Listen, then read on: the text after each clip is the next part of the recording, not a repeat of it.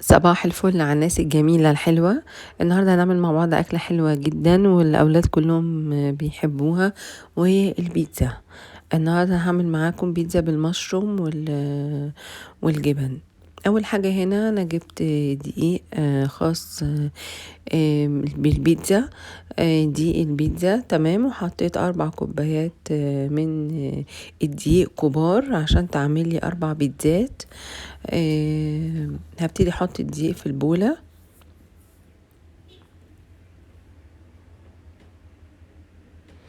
طبعا لو انت حابة 6 مفيش مشكلة، هو هنا هيعمل لي 4 حجم متوسط. يعني كل ما بتبقي عايزة كميات اكبر بتزودي الدقيق وبتزودي الخميرة، لان انا هنا احط كيسين خميرة مش كيس واحد، عشان دول 4 بيتزات. تمام، هنا بعد ما بخلص الدقيق بتاعي ببتدي بعد كده اروح حاطة كيسين من الخميرة. اهم حاجة في البيتزا ومكوناتها هي العجن الكويس. هي مقاديرها سهلة وما فيهاش اي حاجة خالص، هي بس ان انتي تعجنيها كويس وتسيبيها وقت كافي.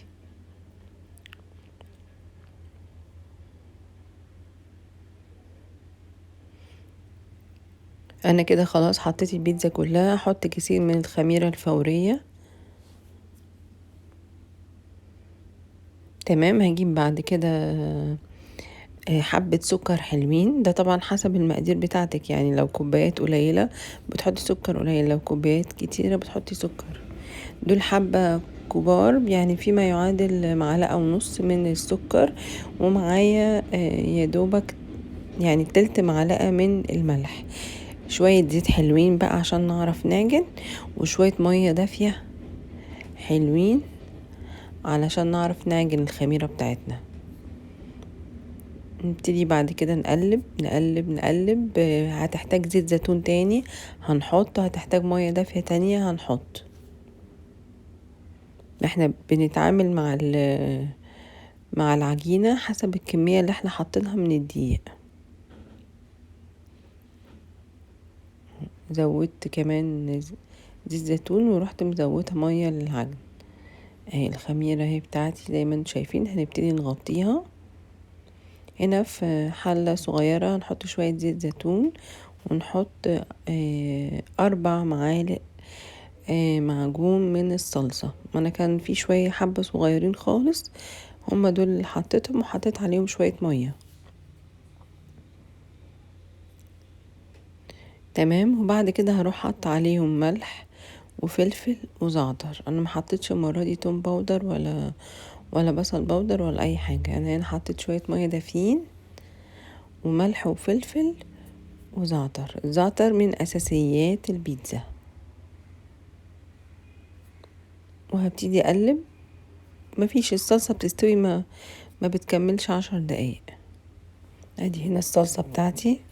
معايا مشروم لسه مطلعه من الفريزر، ومجموعه جبن وفلفل وزيتون وجبنه جوده وجبنه موتزاريلا، بس هي سايحه شويه علشان انا كنت مطلعها من بدري.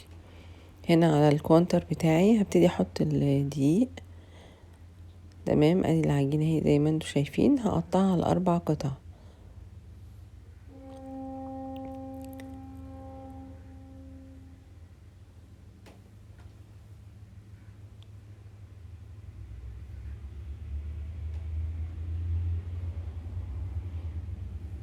هبتدي بقى بالرول،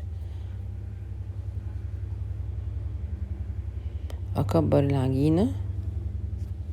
بصراحه كانت في منتهى الجمال واتاكلت كلها، يعني من اول ما طلعت من الفرن.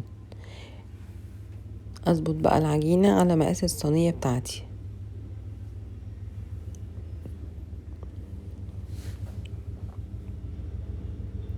ادي الصينيه اهي. احط فيها نقطه زيت زيتون،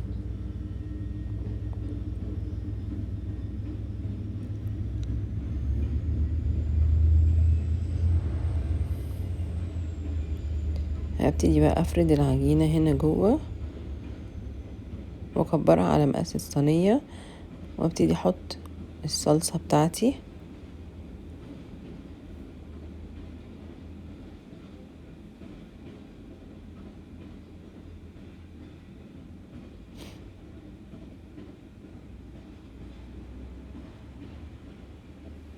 سهلة جدا جدا ومش محتاجين ان احنا نجيبها من بره، وما بتاخدش وقت، وطعمها في منتهى الجمال واللذاذة. هبتدي بعد كده احط الزيتون ده اصلا كان فيه بذر، شلته من البذر، شلت منه البذر، ورحت حاطه شويه فلفل اخضر حلوين،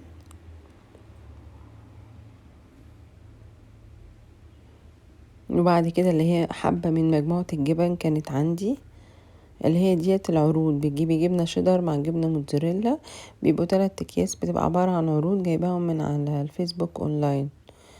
ومعايا المشروم،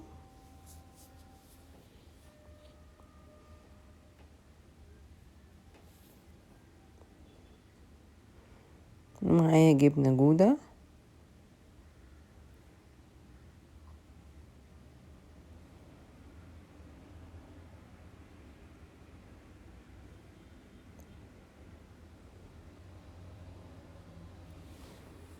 وادي جبنه موتزاريلا بس هي سايحه شويه، بس هي طعمها كان جميل.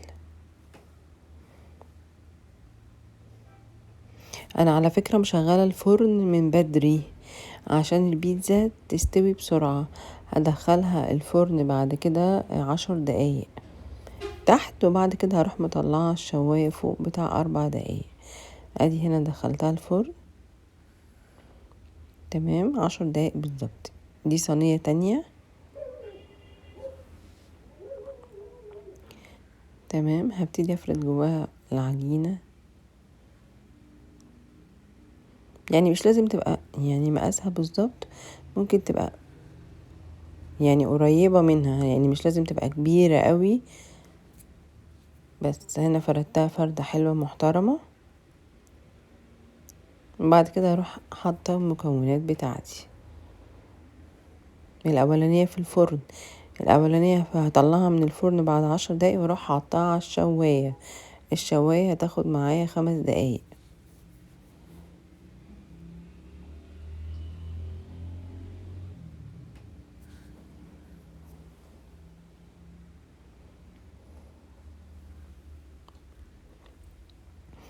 بعد كده هروح حاطة المكونات بتاعتي، زيتون، فلفل اخضر، لو عندك تونة ممكن تصفيها من الزيت وتحطيها مع الزيتون والفلفل، اي حاجة عندك البيتزا بتاخدها. لو عندك شوية جمبري مثلا بايتين من امبارح، ممكن تحطي جمبري مع فلفل اخضر مع شوية جبنة موتزاريلا، هتبقى في منتهى الجمال. المتاح عندي كان يعني شوية جبنة شيدر، من حبة جبنة شيدر، وكان عندي جبنة جودة، وكان عندي مشروم، وشوية جبنة موتزاريلا. ما كانش عندي جبنة موتزاريلا كتير. تمام، ادي دي الاولانية اهي، هطلعها واحطها في الشواية اهي.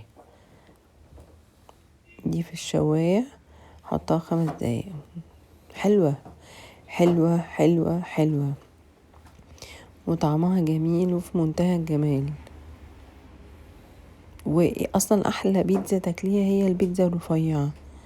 البيتزا الرفيعة ديت يعني هي بتبقى شبه البيتزا الايطالية. البيتزا الايطالي كلها بتبقى رفيعة. ادي دي التانية هي، بعد ما طلعتها برضو حطيتها في الفرن 10 دقايق، وبعدين في الشواية 5 دقايق. ولازم تكوني مولعة الفرن من قبلها علشان البيتزا تستوي معاكي على طول. جربوها وهتعجبكم، ما تنسوش اللايك وتفعلوا زر الجرس، وبألف هنا.